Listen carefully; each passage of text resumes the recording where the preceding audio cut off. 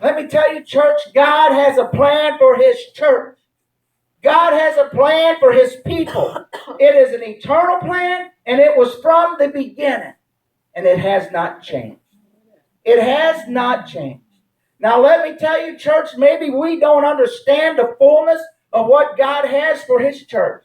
Maybe we don't understand all that He has in mind for what He wants us to do as being part of that church.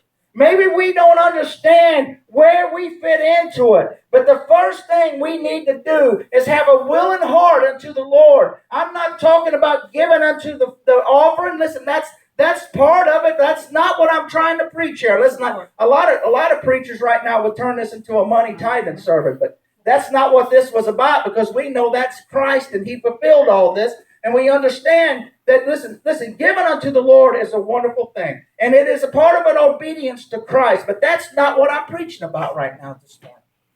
What I'm talking about is you give unto the Lord freely. You give up that offering. He said that we should present ourselves as a living sacrifice that was holy before God. It was acceptable before God.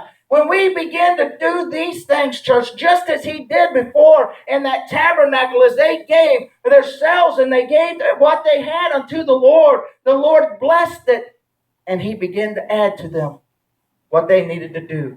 He created in them what they needed. And the Lord built something beautiful. Out in the midst of this desert place, God raised up a tabernacle. Now from the outside, if you walked and you looked, you'd see the walls, the fencing around it was white, but you'd see this cover that was over this tent that was just a porpoise skin, probably a darker color, and probably didn't look like much. But if you could see on the inside of it, if you could see and go on the inside of the tabernacle, the beauty that was inside of there was marvelous. You would have seen the cherubims drawn onto onto that linen, that fine linen, and how that the craftsmanship, they said, was just immaculate as you begin to even think about it. And the gold that was over the ceiling and the platforms and the candlesticks and all the table of showbread and the altar of incense and the candles that was standing, it was all so beautiful. The beauty was on the inside. It was not on the outside. From the outside, you couldn't see.